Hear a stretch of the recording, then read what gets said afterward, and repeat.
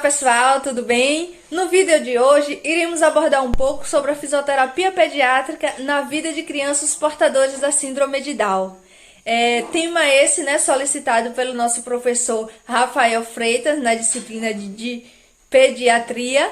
E os componentes do grupo são Adriele Dias, Evaneide Oliveira, Fábio Hungria, Jefferson Rodrigues, Jéssica Fernandes, João Oliveira, Laís Cerqueira, Larissa Peixoto, Mariana Oliveira e Milena Fernanda. Vamos lá, gente, entender um pouco sobre a síndrome de Down. Lembrando a todos que o diferente é totalmente normal.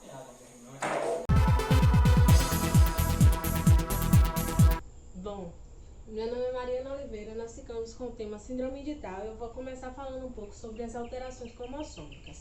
Essas alterações são síndromes genéticas provocadas por alterações estruturais ocasionadas pela perda ou inversão nucleotídicas ou também numéricas, em consequência à falta ou excesso de cromossomo nas células, a normalidade denominada de aneuplodias. Na espécie humana, por exemplo, contendo normalmente 46 cromossomos, 22 pares de cromossomos autossômicos e um par alossômico sexual, que é responsável pela sexualidade do indivíduo. XX mulher, XY homem.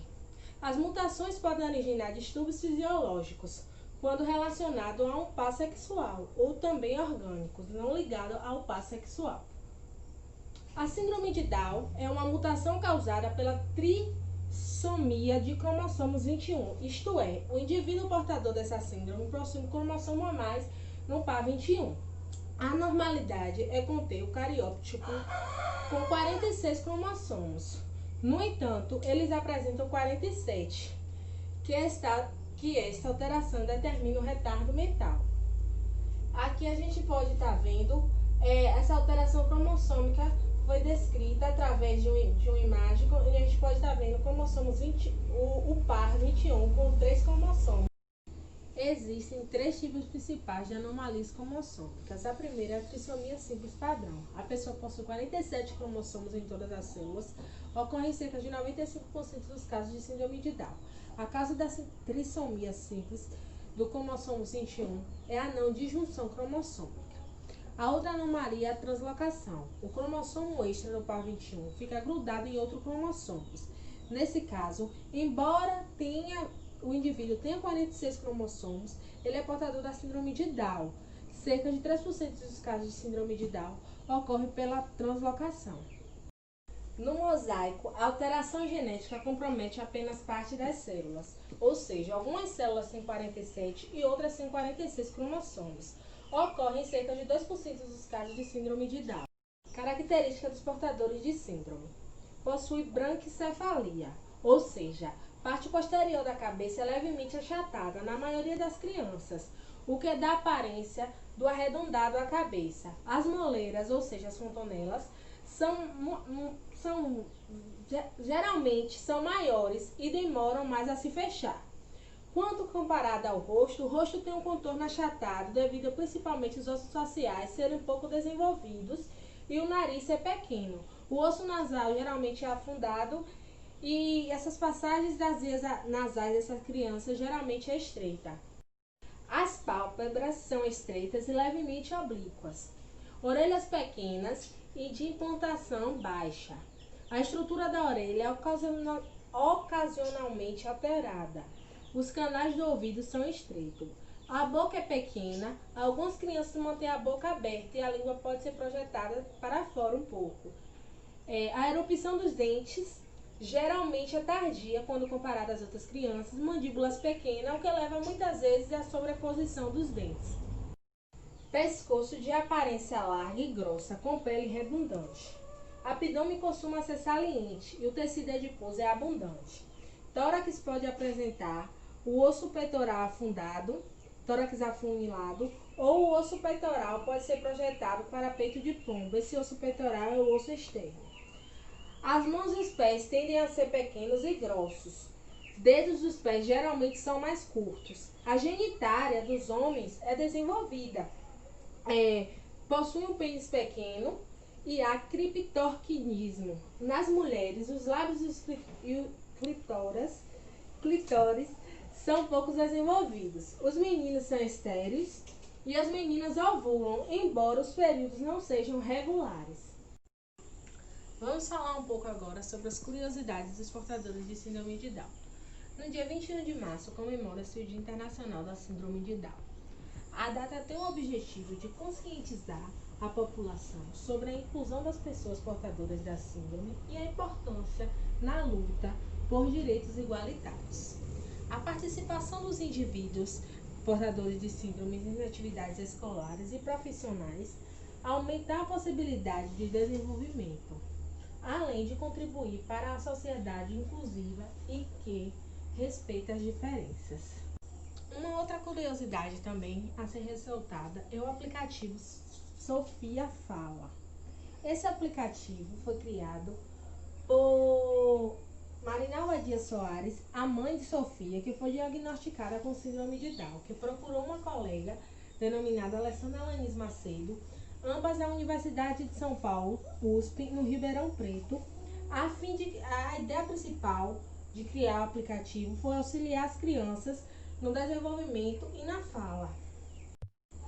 Esse aplicativo é capaz de permitir que as crianças repitam movimentos, sons como beijos, palavras e frases. Sofia Fala também pode ser usado em crianças que não possuem a síndrome de Down, mas que apresentam distúrbios na fala.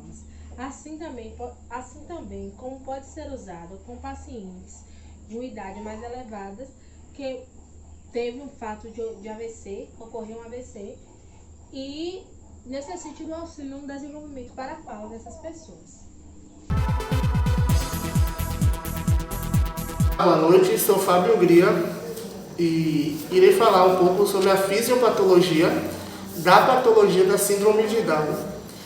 Essa patologia da síndrome de Down ela é uma alteração genética de uma célula progenitora, que é um linfóide, que promove uma proliferação desregulada com expansão clonal, ou seja, ela se divide.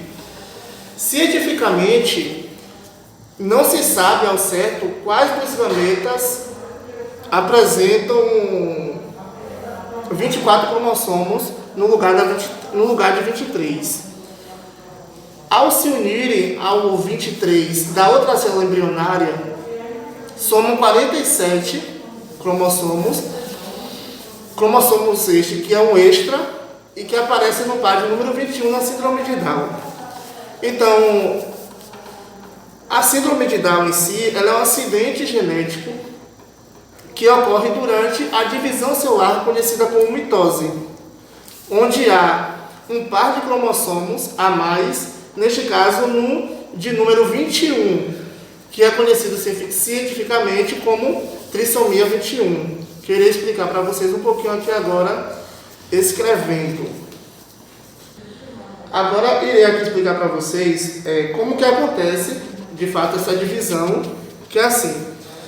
Aqui digamos que temos em uma sequência a partir de número 18, temos aqui um par de células, né, na verdade, dos cromossomos, sequência 19.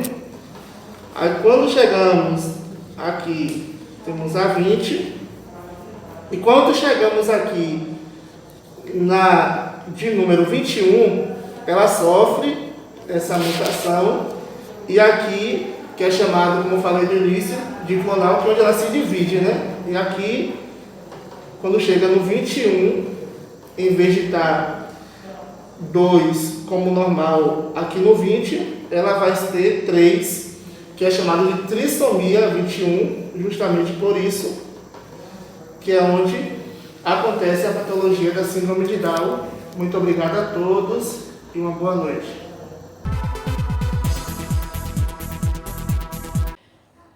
Boa noite, meu nome é Adriele e a gente vai bater um papo sobre o diagnóstico da síndrome de Down.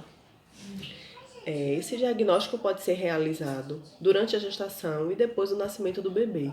Durante a gestação, a gestante, ela faz uma ultrassom chamada ultrassom morfológica, que é realizada entre a 11ª e a 14ª semana, em que o médico faz um exame que a gente chama de translucência nucal.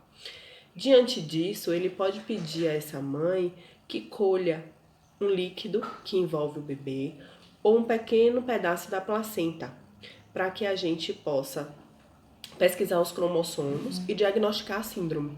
Depois que o bebê nasce, ele faz um exame chamado cariótipo, que é o estudo dos cromossomos. Como a gente sabe, a síndrome de Down é uma doença genética, né, do cromossomo 21, que causa atrasos de desenvolvimento intelectuais. A síndrome é um distúrbio genético causado quando a divisão celular normal resulta em um material genético extra do cromossomo 21. Tá aí como a gente conhece a trissomia do cromossomo 21.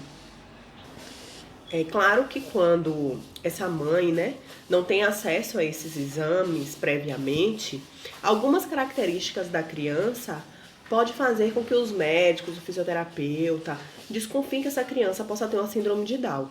Dentre essas características, a gente pode destacar a baixa estatura, os olhinhos puxados, as sobrancelhas unidas, a face achatada, a boca pequena, uma língua projetada para fora da boca,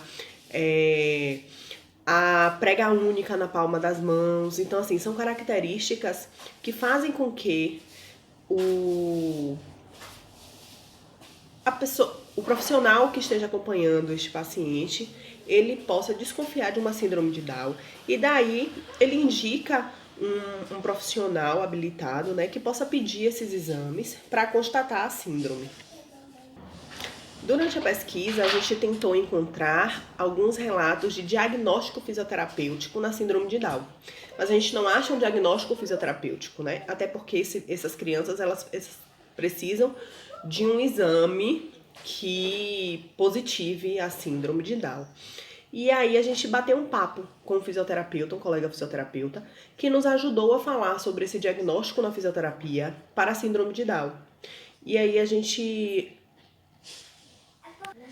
tirou dúvidas, esclareceu alguns pontos para que durante a nossa formação, né, durante a nossa estratégia de tratamento, a gente consiga atender de forma qualificada esses pacientes com síndrome de Down e diagnosticar os nossos pacientes e ajudar as famílias nesse diagnóstico. Durante o nosso papo, né, Cleiton Lismar, que é o nosso fisioterapeuta que nos ajudou nesse processo, ele nos disse que o papel do fisioterapeuta nesse diagnóstico é justamente observar essas características, né, do paciente e indicar sim para um especialista que possa fazer esses exames. Ele nos disse que já recebeu alguns pacientes em que os pais se negam para si que o filho tenha esta patologia, o que é normal. Quando a gente vai investigar, que a gente vai estudar, a gente vê que alguns pais passam por essa fase de negação, até entender que os filhos, né, até acreditar, entender que os filhos têm a síndrome, e daí eles vão procurar esse atendimento, vão procurar o tratamento para essas crianças. Uma das coisas que ele nos disse é em relação à hipotonia, que a gente pode tratar assim, e que apesar da hipotonia, eles são muito ativos, os portadores da síndrome de Down, né? Eles são muito ativos, então não dificulta tanto o trabalho. Ele disse que uma das coisas que pode dificultar aí esse trabalho é por conta do peso, porque uma das características desses pacientes é que eles são obesos. Então a gente tem que tratar isso, além de alertar que é um trabalho em conjunto, né? Que é uma equipe multidisciplinar que cuida desses pacientes e que juntos fecham o diagnóstico e fecham o tratamento. É claro que sem interferir na vivência um do outro, mas um ajudando o outro nesse diagnóstico e no tratamento da síndrome de Down. Cleiton falou também da sua vivência na APAE e destacou alguns pacientes em que ele cuidou, em que ele tratou, mas que já vieram com diagnóstico, né, mesmo assim, e que é muito legal trabalhar com esses pacientes, porque são pacientes extremamente carinhosos, receptivos, e que é um prazer fazer esse trabalho.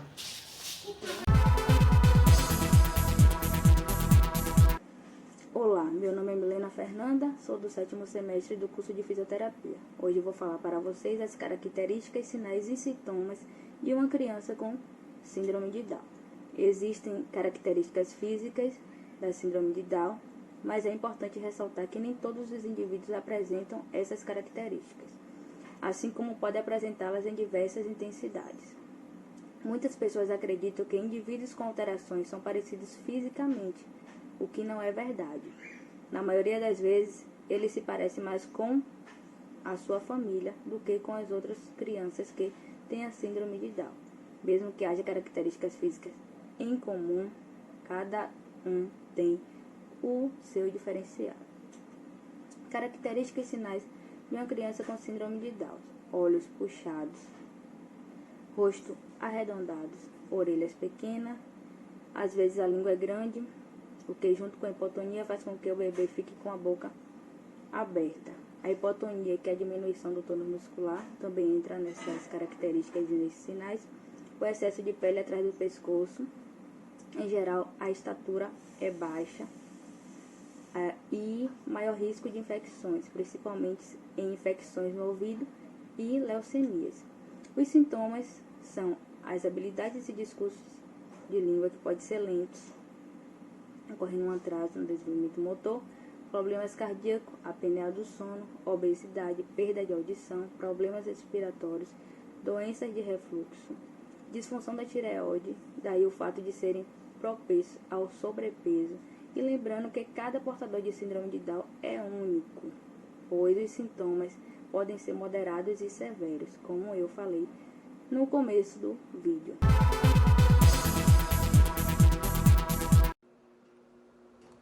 Olá, meu nome é João Oliveira, sou do 7º semestre do curso de Fisioterapia. Eu vou falar para vocês um pouco de quais são os atrasos no desenvolvimento motor e déficit de uma criança com síndrome de Down. O atraso no desenvolvimento neuropsicomotor acontece quando o bebê não começa a sentar, engatear, andar ou falar, numa fase pré-determinada, como de outros bebês da mesma idade. O desenvolvimento motor é dependente da biologia, do comportamento e do ambiente, e não apenas da maturação do sistema nervoso. Quando a criança nasce, o seu sistema nervoso central ainda não está completamente desenvolvido. Portanto, na criança com síndrome de Down, o desenvolvimento motor mostra-se atrasado, da mesma forma que as demais áreas do desenvolvimento. Sendo assim, a presença de grau de hipotonia muscular vem a contribuir para o atraso motor. Crianças com síndrome de Down não estão simplesmente atrasadas no seu desenvolvimento ou meramente com a necessidade do programa facilitados. Elas têm um perfil de aprendizado específico com características fortes e fracas. Os indivíduos portadores de síndrome de Down exibem frequentemente dificuldades ao nível de comunicação verbal, da motricidade fina e grossa e da autonomia, um impacto negativo na interação social e no desempenho acadêmico. Eu vou falar também alguns atrasos e déficits que são encontrados nessas crianças com síndrome de Down, que é o atraso no desenvolvimento cognitivo, tem também a déficit motor na primeira infância, a déficit cognitiva na idade escolar, atraso na linguagem, dificuldade de fixação, falta de concentração, visão de corisfórdia, aprende mais tarde e essas crianças também têm uma percepção mais lenta. Oi, gente, me chamo Larissa Peixoto. Irei falar um pouquinho para vocês sobre o tratamento da síndrome de Down, tá? Então, a partir do momento que o bebê está lá em formação, começa a sofrer alterações genéticas, alterações nos seus cromossomos, a gente não tem como reverter o quadro, tá? E a criança tende a nascer com a patologia, com a síndrome, tá? Então, é a doença congênita, a criança nasce com a doença e a gente tem que começar a fazer o tratamento o mais precoce possível, tá? Eu começo a explicar direitinho a partir do vídeo. Então, a partir do momento que a mãe dá entrada no unidade hospitalar, o bebê é diagnosticado, tá? Com a doença, ele é encaminhado para o AG. O que seria o AG, então? O AG é um aconselhamento genético. Lá há uma gama de profissionais, tá? que vão direcionar, que vão explicar os pais responsáveis o que seria a doença.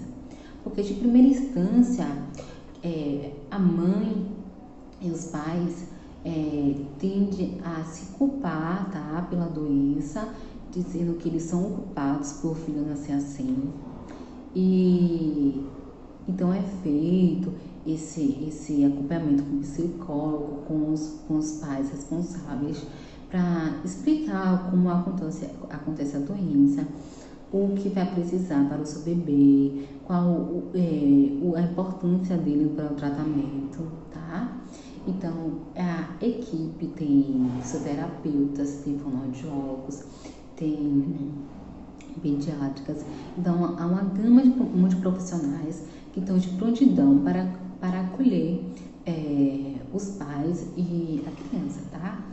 E é de extrema importância, gente, de extrema importância que esse acompanhamento seja o mais rápido possível, tá? Porque muitos pais, muitos responsáveis acabam atrasando essa ida, tá? Ao AG, que é o acompanhamento, tá? E por crenças, por não aceitar que seu filho tenha a patologia, que tenha a síndrome. Então acaba atrasando e isso acaba mais dificultando o tratamento desse bebê, o tratamento dele para a sociedade, que ele tende a ter um atraso motor, tá? Que é quando o fisioterapeuta entra com a estimulação precoce, tá? Que tende a tratar as patologias, que tende a tratar esse atrasamento.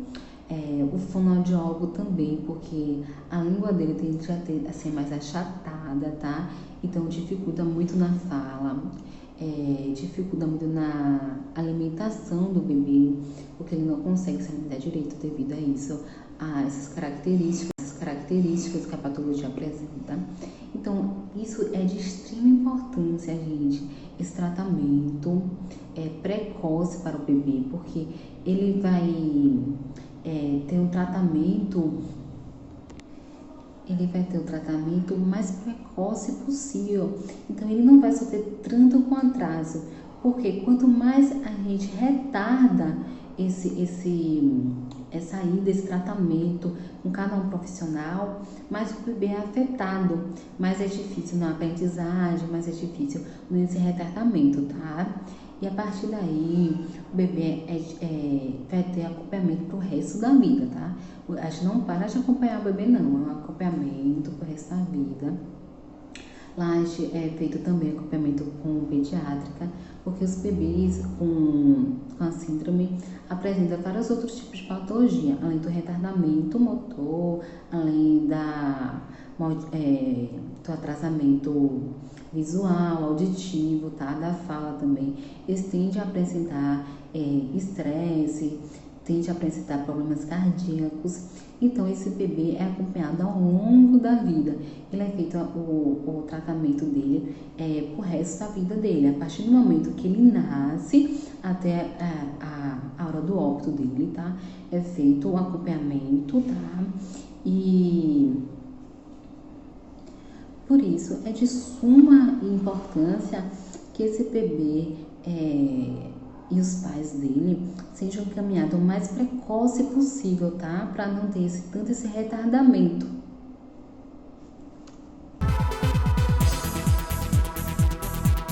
Olá pessoal, tudo bem? Me chamo Evaneide Oliveira, graduando em Fisioterapia pela FASAG, Faculdade Zacarias de Góes, e hoje eu vim falar um pouco para vocês sobre a importância da fisioterapia em crianças portadoras da Síndrome de Down. Nós sabemos que na maioria das vezes essas crianças, elas possuem algumas deficiências, sendo essas físicas ou intelectuais. Por isso é tão importante a estimulação na vida dessas crianças. É de grande avalia também que os pais eles estejam presentes na vida das mesmas, que provoquem também nos mesmos essa estimulação para que os mesmos eles cresçam, né, como crianças independentes no desenvolvimento, no ritmo de desenvolvimento. Também é necessário uma equipe multidisciplinar, né, para que abordem algumas intervenções e não possam estar acarretando às crianças a má estimulação, por exemplo, que pode acarretar problemas futuros, como, por exemplo, uma marcha que não foi desenvolvida corretamente, a postura, o alinhamento, né, postural, tudo isso pode prejudicar a criança futuramente. Na fisioterapia, não há uma diferença entre os cuidados, tanto com a criança portadora da síndrome de Down, quanto a criança que não possui a síndrome. Não há diferença de atendimento.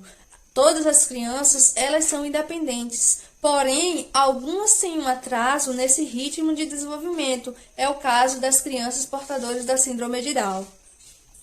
É necessário que, por exemplo, esses estímulos sejam precoces, eles aconteçam desde o início da vida da criança, desde que esteja uma liberação médica para fazer essas intervenções. Por quê? Porque quanto mais essa criança que ela muitas vezes já se sente inferiores às que não possuem a síndrome. E isso vai ajudar ao maior aceleramento, né, desse desenvolvimento. E também tem a parte, né, da plasticidade neural, que está em maior intensidade desde o início da vida da criança, né? Logo, a fisioterapia, ela objetiva, né, em geral, levar isso para a criança, promover o melhor desenvolvimento da mesma, a melhor postura, alinhamento, tudo isso que uma criança realmente precisa. A terapia, como eu já falei anteriormente, ela deve ser individual, pois cada criança ela tem seu ritmo de desenvolvimento, independente de ter alguma patologia ou não.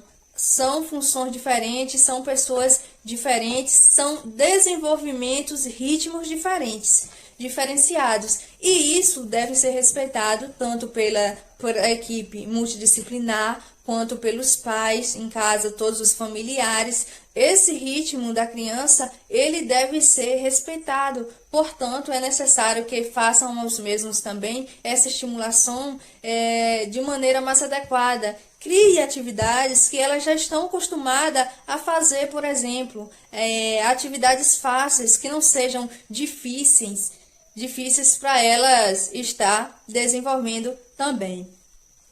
Quando é uma atividade muito difícil, geralmente elas não vão conseguir fazer e ainda pode acarretar algumas lesões para os mesmos. Portanto, também, né, que é de grande importância, um ambiente confortável para trabalhar, né, praticar essas atividades com essas crianças. Um ambiente, muitas vezes, fala por tudo, né? Então, essas crianças, elas devem ser respeitadas, os fisioterapeutas, eles devem estar presentes na vida das crianças como família. Todas as crianças, portadores ou não de síndrome, devem ser respeitadas como família, como se fosse filho, como se fosse algum membro da família, tanto por fisioterapeutas quanto por qualquer outro profissional de saúde. Bem, gente, isso foi o que eu queria deixar claro um pouco para vocês, a importância do fisioterapeuta na vida dessas crianças. Muito obrigado, um excelente dia para vocês e tchau, tchau.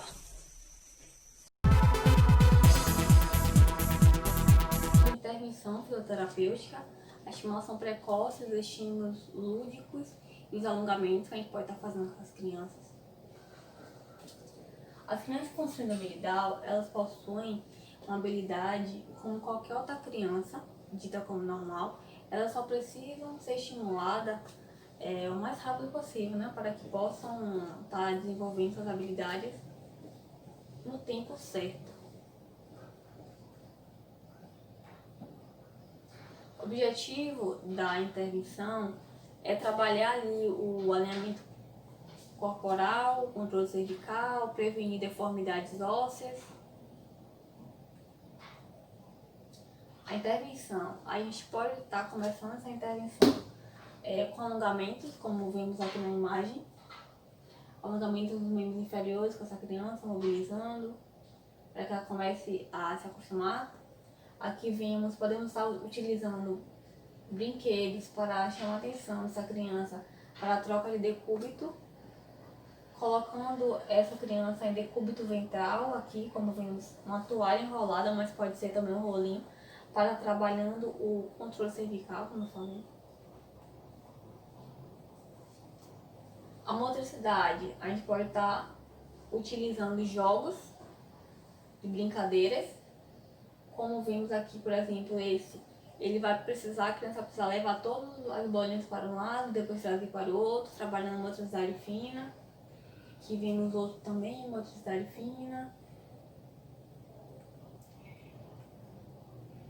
Os estímulos lúdicos, a gente pode estar utilizando de jogos e brincadeiras também, como vimos aqui uma criança bem encantada com um brinquedo na mão.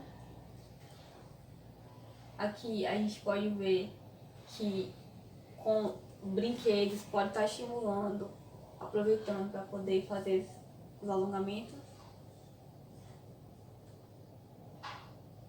Estimulação sensorial, a gente pode estar usando aqui bolas de diferentes texturas e tamanhos, tinta com as mãos. Aqui para os pés a gente pode estar colocando texturas diferentes, botão, feltro, bucha, bolinha de algodão para estar sentindo nos pés. Mudança de decúbito, a gente precisa estar trabalhando com essa criança, deitado para sentado, e aqui sentado para de pé. Aqui vemos pela imagem que parece ser a mãe dessa criança estimulando, que também é muito importante, a presença dos pais. O engateio, engatear. Aqui também com o auxílio da toalha. O treino de marcha. Aqui como vemos a criança segurando um apoio. E aqui ela numa esteira, trabalhando a marcha. O método Bobat, a gente pode estar trabalhando também com essa bola, fazendo com que essa criança trabalhe todo o alinhamento postural ali, controle cervical, do tronco.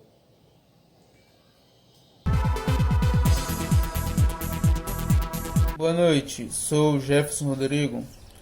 Hoje eu vim abordar um pouco sobre a importância de uma equipe multiprofissional em pediatria. De uma forma de bom entendimento a todos, vou abordar crianças que são hospitalizadas. As crianças que são hospitalizadas passam por uma experiência que repercutirá em graus variados em seu desenvolvimento emocional, de forma positiva ou negativa. Com a internação, a criança se afasta de seu ambiente, dos seus objetos de estimação e das pessoas que têm um grande significado para ela, além de ficar expostas a inúmeras experiências desagradáveis. E, aliado a isso, o ambiente estranho do hospital, que muitas vezes passam pacientes que estão em um estado um pouco mais grave do que essa criança, e se ela vai absorver isso para ela e pode prejudicar ao seu desenvolvimento no tratamento. E provoca uma tensão emocional muito grande nela, pelo medo do abandono de seus familiares e de parentes queridos próximos a ela, como também a necessidade de segurança, porque um hospital muitas vezes não passa uma segurança tão firme a uma criança, pois ela está ali rodeada de pessoas estranhas que muitas vezes ela nunca viu na vida dela. Então, aí entra a equipe multiprofissional, que vai ajudá-la a se adaptar ao local, ao hospital, que vai vir composta de psicólogos, fisioterapeutas enfermeiros, médicos e pediatras e nutricionistas. Cada um vai ter um papel muito importante na reabilitação dessa criança, principalmente os psicólogos, que vai ajudar a melhorar o emocional dessa criança e de seus parentes. Como eu falei anteriormente, a criança vai absorver tudo aquilo que passa ao seu redor. Então, se os seus parentes, seus familiares estão abalados emocionalmente pelo que passa ali com aquela criança, a criança vai absorver esse comportamento. Então, isso muitas vezes pode prejudicar ao seu desenvolvimento durante esse tratamento. E a hospitalização constitui, portanto, uma crise na vida dessa criança. A hospitalização é uma experiência estressante e traumática para essa criança, podendo a criança apresentar a manifestação de ajustamento, perda de peso, agressividade e um desejo incontrolável de fugir, porque ela não está se sentindo bem naquele local, então ela quer sair dali. Então isso pode prejudicar o seu desenvolvimento. Uma dependência receptiva de organizar o tratamento durante essa internação, que consequentemente poderá afetar o seu comportamento após sua permanência no hospital.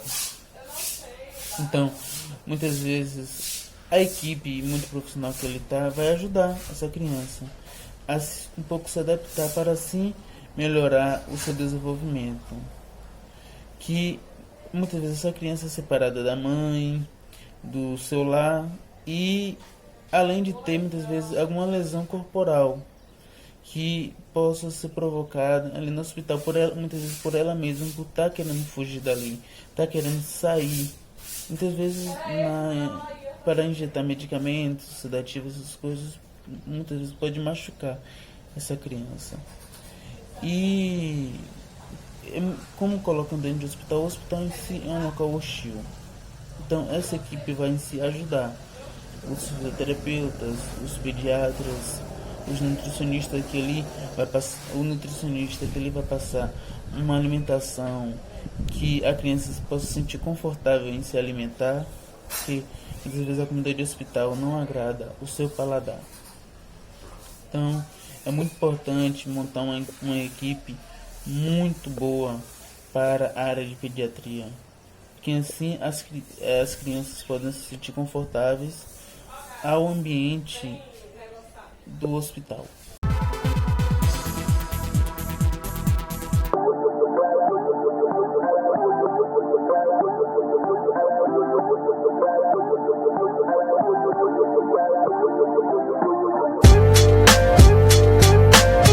O objetivo da fisioterapia para crianças com atraso no desenvolvimento não é acelerar essa taxa de desenvolvimento, mas sim facilitar o desenvolvimento de bons padrões de movimento. Eu estou aqui com o Rafael, né, Rafa? E irei demonstrar alguns exercícios que podem ser feitos em casa pelos pais, pelos tios, avós, enfim, qualquer membro da família, para que possa estar estimulando esse bebê e aprimorando o complemento da fisioterapia para ajudar no seu desenvolvimento.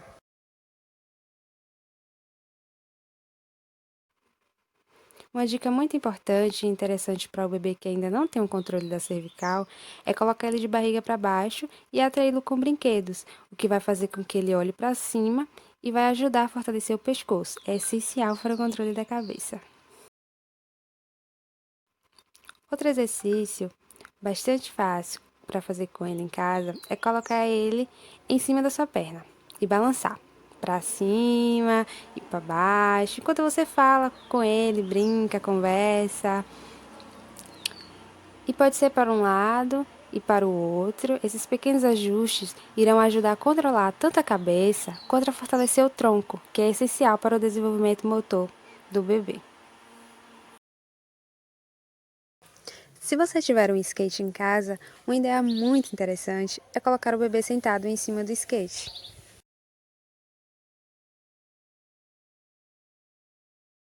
Você pode chegar o skate para frente e para trás.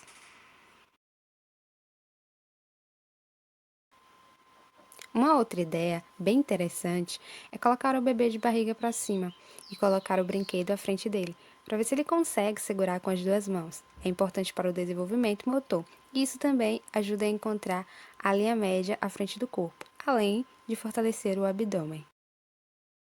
Outro exercício para também ajudar no controle do pescoço é brincar de aviãozinho com o bebê. Um outro exercício muito interessante para ajudar o bebê a começar a desenvolver a capacidade de engatear é colocar ele de barriga para baixo, sobre uma almofada mais ou menos, e ter o cuidado de colocar o peso do corpo dele em cima dos joelhos e das mãozinhas que estarão com os bracinhos esticados, que foi o que eu tentei fazer com o Rafa, mas ele já sabia engatear. Uma dica interessante para ajudar o bebê a ficar de pé e a andar é colocar ele para se apoiar no sofá. Você fica atrás dele para dar o suporte, coloca brinquedos à frente para chamar a atenção, principalmente a altura dos olhos dele, para ele conseguir ficar mais tempo de pé. O estímulo em cima dos pés é muito importante. Para ajudar, você pode colocar um tênis ou um sapatinho mais durinho para que ajude a manter os pés em uma posição mais firme, para que não fique simplesmente virando de um lado para o outro. Lembrando que todos esses exercícios é um mundo de brincadeiras. Você tem que se divertir. Aproveita e brinca também. Rafael, ele é um bebê que recebe estímulos diariamente por todos nós da família. E através das sessões de fisioterapia, ele tem tido um grande desenvolvimento. Hoje, Rafael, ele já consegue se levantar sozinho, caminhar com maior segurança, segurando em algum móvel da casa. E por isso eu deixo um recadinho para vocês. A importância das sessões de fisioterapia associado aos estímulos da família, que são cruciais para o bom desenvolvimento da criança.